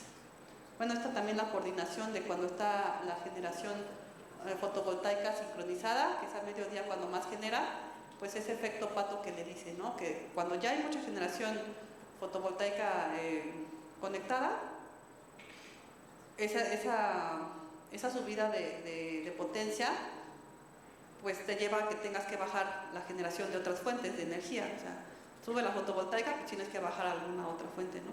Entonces tienes que tener una estrategia cuando ya es una gran cantidad de la que esté pues sí, interconectada, alguna estrategia tanto para desconectar o reducir generación, alguna generación que también pueda reducirse de forma rápida y también poder controlar el voltaje, ¿no? Porque la fotovoltaica pues, puede estar en un área y la que estás reduciendo o sacando de servicio está en otra área, entonces pues esas están regulando a su vez voltaje en esas zonas, tienes que ver cómo vas a regular el voltaje en esas mismas zonas. Estudios especiales que son pruebas de rechazo de carga de centrales convencionales. Cada vez que se interconecta una central, lo que se hace es llevar la potencia máxima y desconectarla, ¿no? O sea, sí, desconectarla. Y eso, pues el sistema tiene que poder soportarlo. O sea, no tiene que haber oscilaciones, no tiene que haber operación de algún control, alguna desconexión de líneas. Se hace esa prueba, igual se hacen estudios para ver en qué condiciones no vas a desconectarla en la máxima, ¿no? En la máxima desconectas la central más grande, pues no. O sea, entonces tienes que buscar en qué demanda puedes hacer esa prueba que no te cause daños al sistema y pues se simula cómo va a operar y ya se compara con el resultado pues en tiempo real, ¿no? Esas son como pruebas controladas de desconexión de centrales. Pues sí, por ejemplo, aquí está la prueba simulada en PCS y la prueba registrada en PMU, pues es más o menos parecido el modelo. Eso también sirve para mejorar el modelo dinámico del sistema. La integración de energías renovables y sistemas de almacenamiento de energía, pues es uno de los objetivos de la unidad, o sea, poder determinar o hacer esos estudios de integración de renovables. O sea, el sistema no puede decir, pues conectamos o vamos a llegar a 50%, ¿no? de energías renovables, porque pues a lo mejor el cambio de inercia en el sistema, o sea, la energía renovable pues no tiene inercia, ¿no? Entonces reduce la inercia del sistema y eso mismo te puede ocasionar pues abatimientos más rápidos en la frecuencia y otras problemáticas. Entonces tenemos que determinar cuál es la integración máxima de energías renovables que podemos hacer en el sistema y ver opciones, ¿no? Aquí igual se propone, ¿no? Las energías renovables tienen que poder regular, ¿no? No tienen que generar al máximo, sino tienen que quedarse con una pequeña reserva para que puedan contribuir a la regulación primaria cuando hay algún evento. Entonces esas propuestas se mandan al código de red, ¿no? Ya se evalúan si se incorporan o no. O tienen que incorporar pues, un sistema de almacenamiento de energía, ¿no? Por ejemplo, en Baja California pues es forzoso, ¿no? Porque pues, es un sistema muy endeble y a cada rato por cualquier pérdida de generación pues, opera el sistema de desconexión de carga por baja frecuencia, entonces ahí a fuerzas tienen que incorporar baterías las centrales. Pero bueno, son propuestas que se evalúan y se hacen propuestas y ya pues, la CRE es la que determina si se aprueban o no. Igual la sintonización de gobernadores y estabilizadores de potencia, pues para lo que les comentaba, pues hay muchas oscilaciones, hay que determinar qué máquinas son las que las están causando y pues tratar de sintonizarlas, ¿no? Actualmente se está pidiendo información a la PEM de todos los controles de las centrales para modelarlos y ver por dónde, ¿no? Qué máquinas son las que están causando más perturbaciones.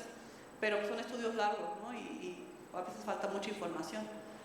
Y pues lo que se hace es la reproducción de eventos con oscilaciones de potencia y en general de eventos, ¿no? Con la reproducción de eventos pues puedes determinar qué máquinas son las problemáticas, si necesitas mejorar algún esquema de acción remedial, si necesitas implementar uno nuevo, mejorar el modelo dinámico.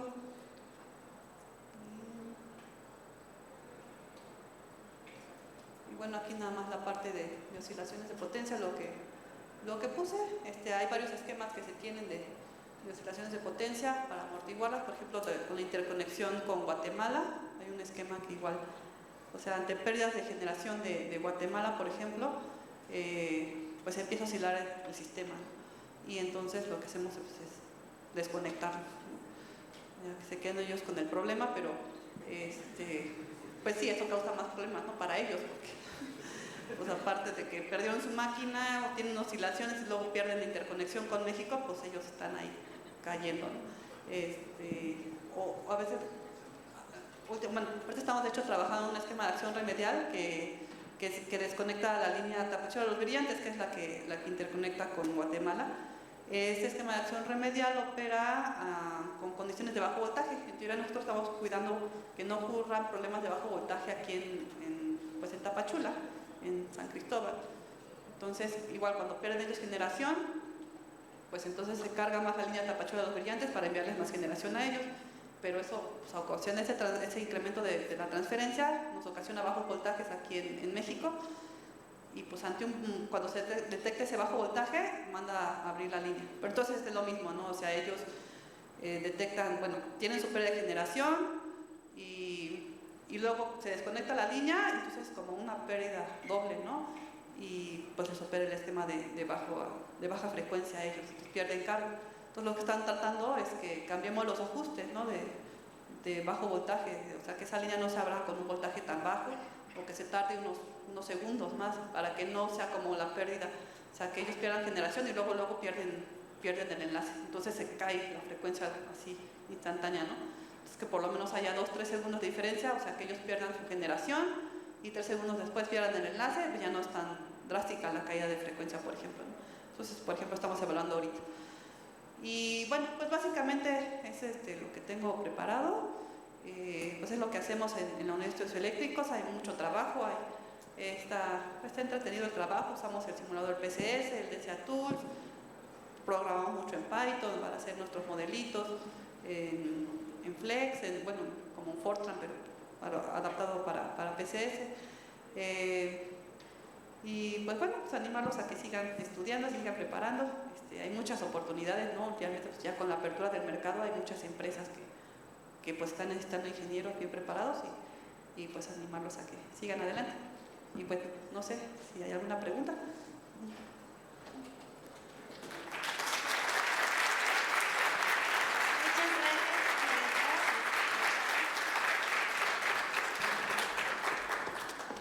Muchas gracias por su presentación. Y bueno, abrimos secciones de preguntas. ¿Alguno que tenga alguna pregunta al respecto?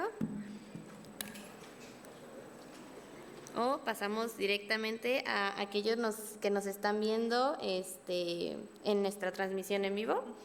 Y bueno, nos preguntan, Octavio Leiva, de acuerdo con su experiencia, a raíz de la implementación de la reforma energética, ¿la separación del SENACE de la CFE ha sido positiva o negativa?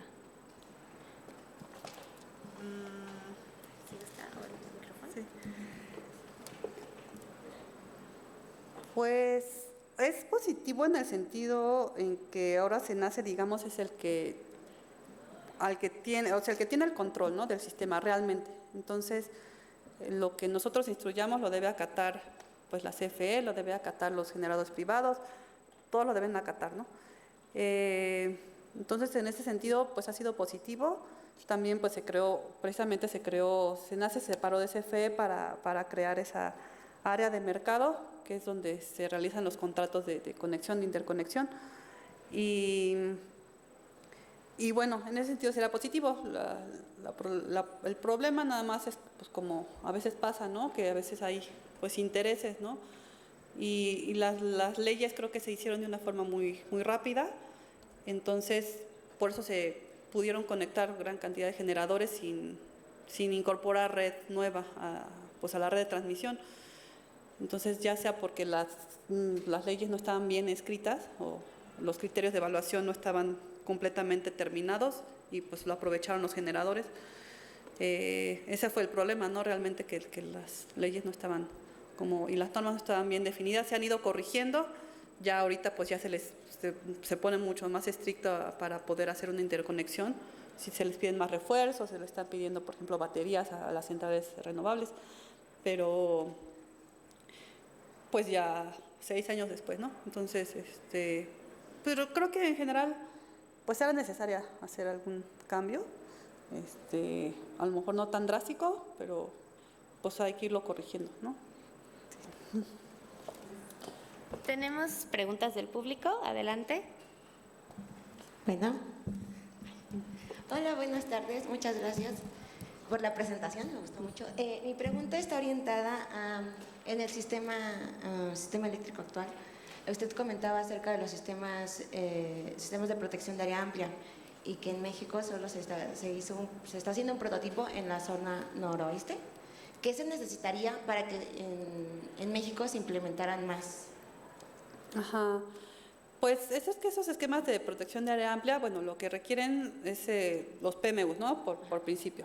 Entonces, PMUs ya hay, creo que cerca de 400 instalados en el país, que antes ese era un problema, ¿no? Que no había PMUs, bueno, ya hay PMUs, antes no estaban en teoría sincronizados, ya también parece que se resolvió ese problema, ya están todos sincronizados. Ahorita en lo que está trabajando precisamente también en SENACE es en crear esa red de monitoreo de área amplia, el WAMS. Entonces, pues se está trabajando en tener en una plataforma toda la información de esos PMUs para poder pues explotarla, para poder utilizarla. Entonces, apenas está terminando, o sea, ya lleva mucho trabajo, pero esa plataforma se está terminando. Entonces, una vez que ya esté lista esa plataforma, creo que va a ser mucho más fácil poder ya implementar ese tipo de esquemas. Igual, una vez que se implemente este primer prototipo, que veamos tiempos, ¿no? Sobre todo, digo, lo que me quedan dudas son en los tiempos en los que puede responder. O sea, ahorita, por ejemplo, un esquema de acción remedial, o sea, esos esquemas de protección de área amplia son como la evolución de los esquemas de acción remedial. Entonces, los esquemas de acción remedial están implementados 100% en campo, ¿no? O sea, en una misma subestación puedes detectar el flujo de potencia de la línea que sale y ahí mismo mandar la señal a que se abra esa línea, por ejemplo, ¿no? Entonces, son muy rápidos.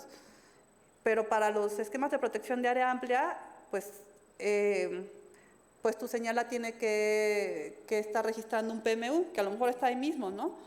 Pero tiene que recibir la información de otros PMUs y pasar a través de un concentrador y la logia. Entonces creo que es un poco más tardados, pero esto es la parte que tendríamos que evaluar, qué tan más tardados son.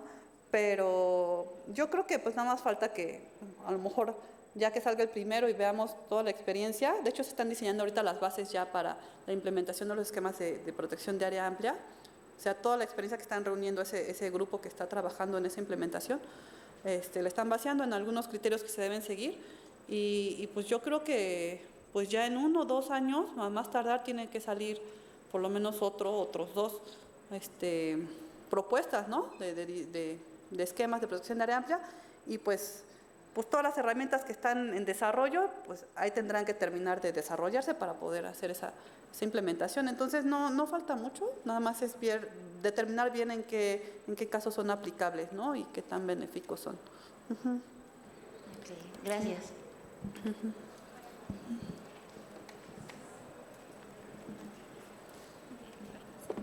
Hola, buenas tardes, gracias por su presentación.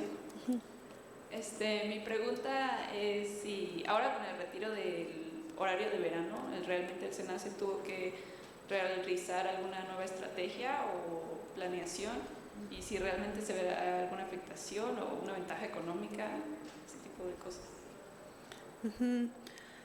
Bueno, o sea, realmente yo no estoy así tan metida en el tan corto plazo, pero sí lo que sí sé, o sea, es que sí había una reducción de la energía que se utilizaba con el cambio de horario, sí era, o sea, digamos que sí bajaba un poquito la demanda en la hora pico. Que sobre todo la hora pico es la problemática, ¿no? Que es cuando necesitas tener la mayor cantidad de generadores sincronizados. Entonces, ya con este cambio de horario, pues bajaba un poquito ese pico de demanda. Y pues ya si se regresa, pues va a volver a subir ese pico. Probablemente ya la demanda integrada, o sea, es decir, a lo largo del día a lo mejor no cambia mucho, ¿no? Pero lo que se dice es que ese pico sí se redujo cuando se implementó este horario de verano y ahora va a volver a subir, entonces pues nada más vas a tener que tener mayor capacidad, que la tenemos, ¿no? Nada más es asegurarse que la tienes disponible cuando la necesitas, pues que las unidades les den mantenimiento suficientes. A veces, aunque parece que tenemos mucha generación, o sea, el sistema es de 40.000 megawatts, a lo mejor tiene 70.000 de generación instalados, pero muchas tienen falla, tienen mantenimiento, no tienen combustible, entonces realmente no la tienes, ¿no? Entonces, bueno, es lo que te puedo decir, ¿no? O sea, el pico pues sí se había achatado un poquito, pues va a subir. Y los estudios, pues sí se hacía un estudio sobre todo para el día, ¿no? El día de que se hacía el cambio de horario, pues era un estudio diferente, donde tenías un día más largo o más corto, ¿no? Realmente ese no era tanto problema. Ajá. Gracias. Sí.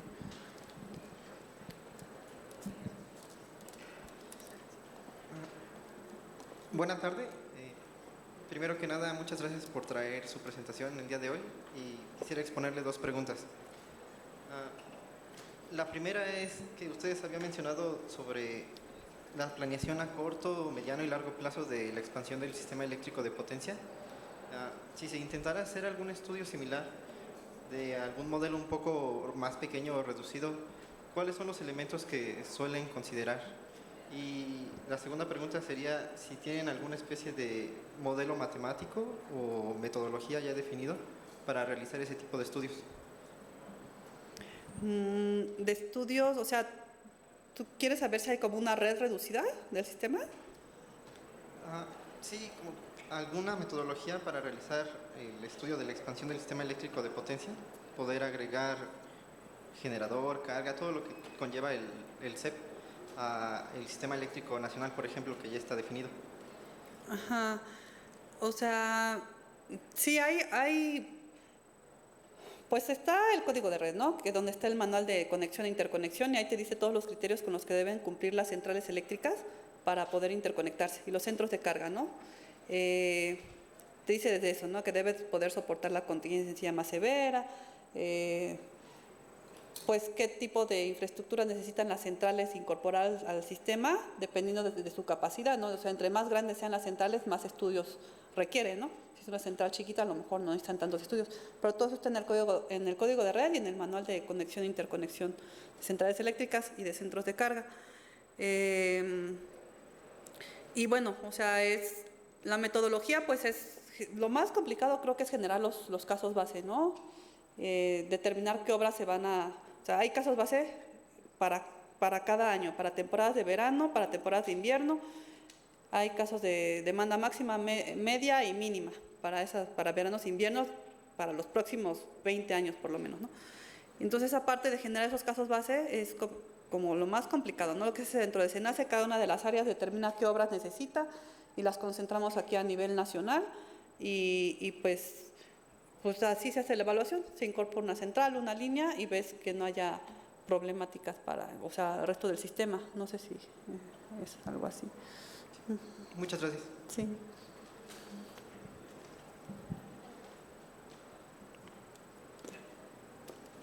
¿Algo más? Sí.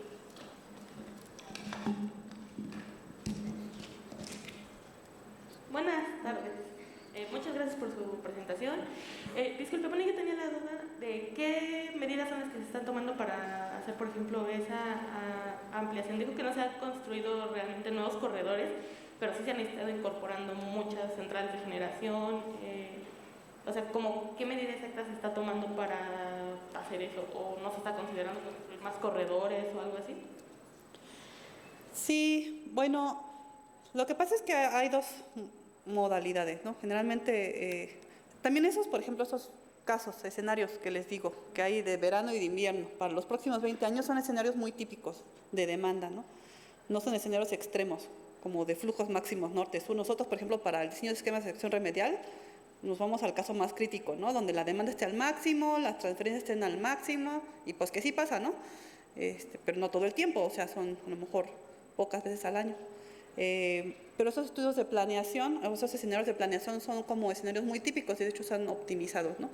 Entonces, pues muchas veces las problemáticas no salen, o sea, tú metes una línea, bueno, más bien un generador, es lo que ha entrado, tú metes un generador en un escenario muy típico y pues no te va a causar ningún problema, no va a haber sobrecargas, si haces contingencias, no va a haber oscilaciones, no va a haber nada, ¿no? Entonces, realmente creo que ese ha sido el problema, no se ha detectado las problemáticas hasta que llegas a tiempo real y tus escenarios no son típicos, a veces sí, pero pues, tienes condiciones extremas también. Y en esas condiciones es cuando a veces ocurren los eventos y ocurren todos esos daños. Entonces, bueno, ese es uno de los problemas que yo he visto, que los escenarios que se han utilizado en la planeación de la expansión no reflejan las condiciones pues, que pueden ocurrir, no todas las condiciones que pueden ocurrir en el sistema. Y la otra es que los generadores también, o sea, ellos dicen, bueno, con cuánta capacidad de generación puedo interconectarme para no necesitar construir una obra, ¿no? A lo mejor iban a meter un generador de 1000 megawatts, pero les dice SENACE, bueno, si metes un generador de 1000 megawatts, necesitas construir una línea. Entonces ellos dicen, no, bueno, entonces lo meto de 500. Ajá, entonces ya de 500 ya no necesitan meter línea. Y ya, o sea, pero luego lo que pasa es eso, ¿no? Que en condiciones extremas, aunque sea con el de 500, de todos modos, pues se requiere una obra o algo. Y la otra es que, bueno, la otra es que a veces le dejan a CFE, o sea, ya cuando son como muchos generadores, se metieron varios de 500 y ya son varios, ahora sí necesitamos una línea. Ahora, ¿quién la hace? Pues la hace CFE, ¿no? Pero CFE, pues luego no tiene recursos, no se los aprueba la CENER, se retrasan las obras y entonces sí hay obras diferidas que tenían que haber estado hace 5 años y a la fecha no se han licitado, ¿no? Porque hay problemas de derechos de vía, porque se difirieron, porque se cancelaron, o sea, a lo mejor iba a haber un HVDC, se autorizaron obras pensando que iba a haber un HVDC y a la mera hora ya no hubo, pues ya se quedaron ahí los generadores, pero ya no hay líneas, ¿no? Entonces, pues todos esos cambios han ocasionado esos problemas. Muchas gracias. Sí.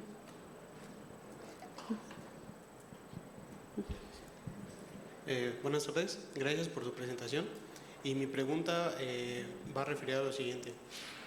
Con todas estas contingencias que pasan en el sistema eléctrico nacional, ¿ustedes cómo implementan estos datos que tienen para un pronóstico de la demanda? Bueno, hay un departamento específico de pronóstico de la demanda, pero ese está en planeación, más bien. Entonces, pues ahí tienen metodologías, ¿no? No sé bien cuáles sean. Y por ejemplo, estas gráficas que les mostraba de la demanda, pues toman la demanda de varios años atrás, si es fin de semana, si va a ser fin de semana, si va a ser puente, si va a ser puente baja la demanda, si es fin de semana baja la demanda, si hay partido baja la demanda, si hay no sé, o si va a ser mucho calor sube la demanda. Entonces, pues toman todas esas estadísticas de años pasados y pronostican a futuro, dependiendo de eso, de días festivos, de eventos, de la temperatura, pues no sé bien, o sea, todas las variables que tomen para hacer estos pronósticos.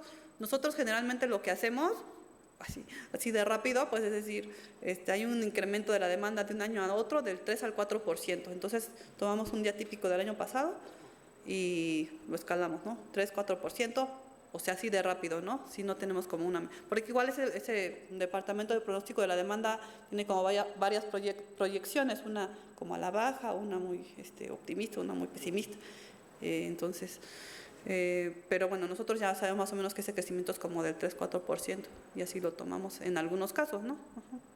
Ok, y bueno, otra pregunta sería con respecto al tema de las acciones remediales. ¿Qué tanta ayuda darían las líneas de HVDC que se pueden apreciar en los unifilares de SENACE? No sé esto cómo puede ayudar, por ejemplo, a los corredores que mencionaba usted.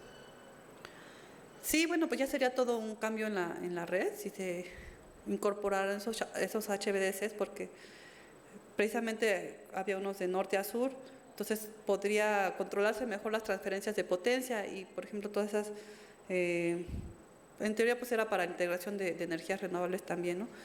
Y para resolver el problema de oscilaciones, igual eso te servía como para aislar de alguna forma pues los problemas de un área con la otra, ¿no?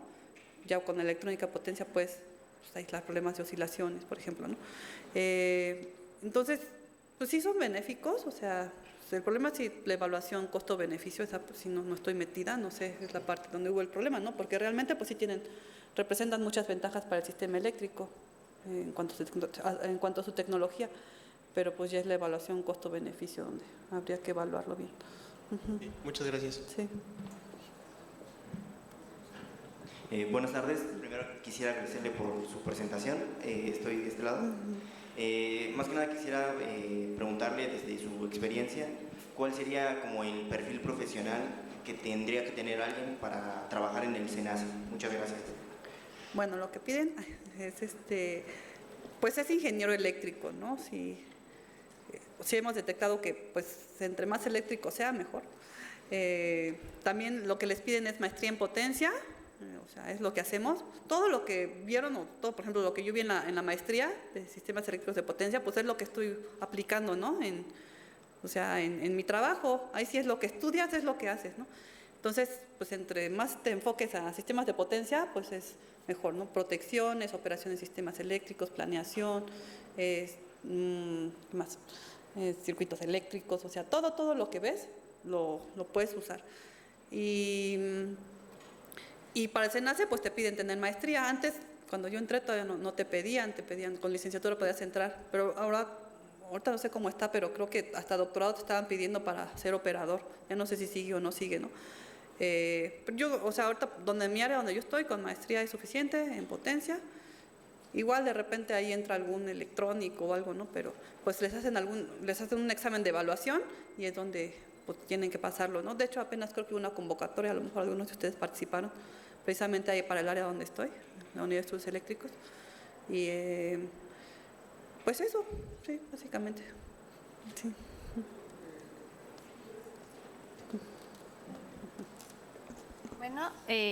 Bueno, si gustan, hacemos una última pregunta del público y hacemos la última que nos hacen llegar por la transmisión. Adelante.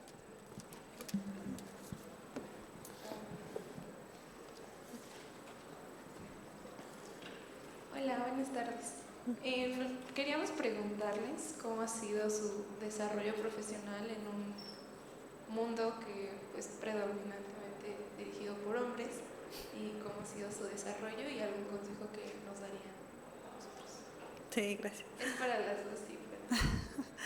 Sí, bueno, pues realmente, o sea, pues yo igual salí de la escuela, estudié normal, ¿no? Como ustedes. Pero la verdad, o sea, yo sí pensaba yo antes que pues éramos iguales todos, y somos iguales, ¿no? Pero yo sí descubriendo que sí existe como mucho machismo, o sea, cada vez lo descubro más. Entonces, pues nada más estén preparadas. Pues rodéense de la gente que las apoya, la gente, hombres y mujeres que sepan que las apoyan, o sea, rodéense de esa gente, pues no le hagan mucho caso a los que siempre va a haber quien las critique, quien les hable feo, quien las ignore, o sea, pero pues no hagan caso, o sea, ustedes sigan haciendo su trabajo. Realmente, o sea, pues desde la maestría fue cuando empecé a notar, ¿no? Como ese tipo de machismo. O sea, porque la verdad sí existe, ¿no? Y pues sí, creo que tienes que tener mucha resistencia, o sea, porque sí hay veces que pues, te da mucho coraje algunas cosas que pasan, y pues he visto chavas que renuncian o que se enojan mucho o que pues ya no hablan porque pues ya las regañan siempre, ¿no? Que hablan. Entonces nada más como tener mucha resistencia y pues demostrar las cosas con el trabajo que uno hace, o sea, creo que es lo principal, hacer bien tu trabajo, pues no callarte, y si piensas algo decirlo, nada más, o sea, y pues que te importe poco lo que piensen y pues rodearte de la gente que te apoya, nada más. Sí. Hacemos una última que nos hacen llegar. Nos pregunta Octavio, con la infraestructura actual del Sistema Eléctrico Nacional, ¿hasta qué punto es posible operar de manera segura y eficiente el sistema, considerando la mayor aportación posible de fuentes de potencia eólica y solar? ¿Cuál es la mayor qué?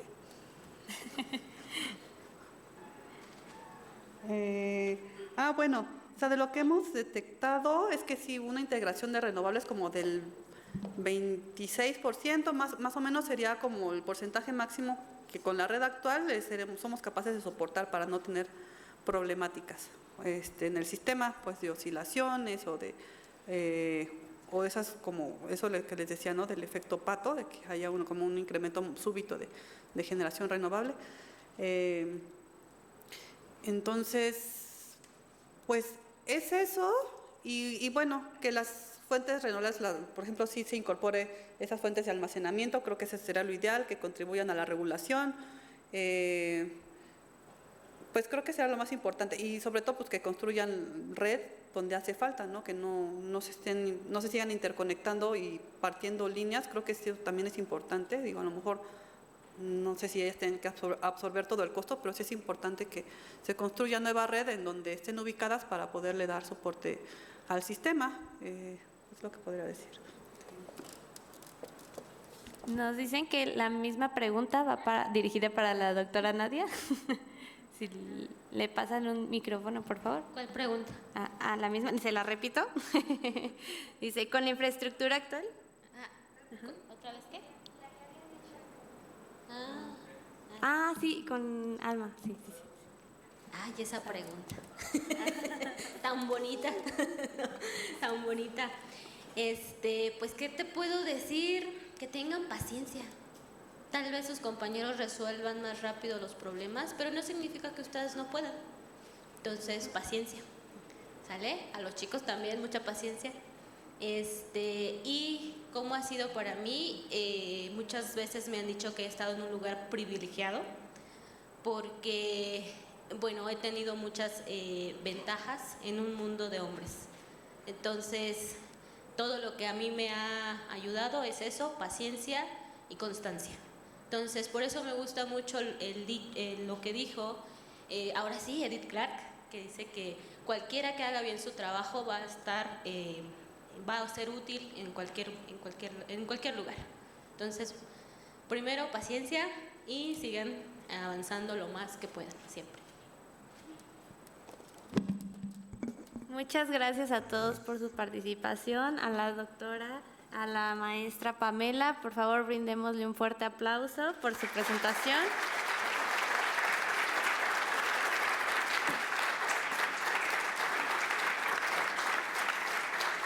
Y bueno, finalmente, pues hacemos entrega de la constancia por su reconocimiento por su participación en el evento por parte de nuestra agrupación, y también les queremos agradecer a todos ustedes por asistir a la plática, por participar, y bueno, no me queda más que entregarles su reconocimiento.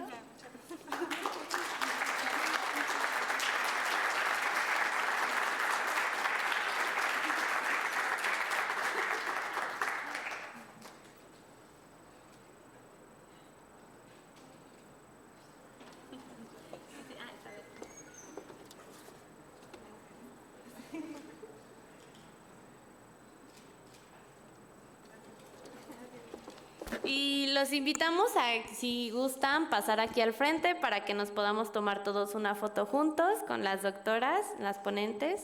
No sé, los doctores también que pasen al frente, ¿no?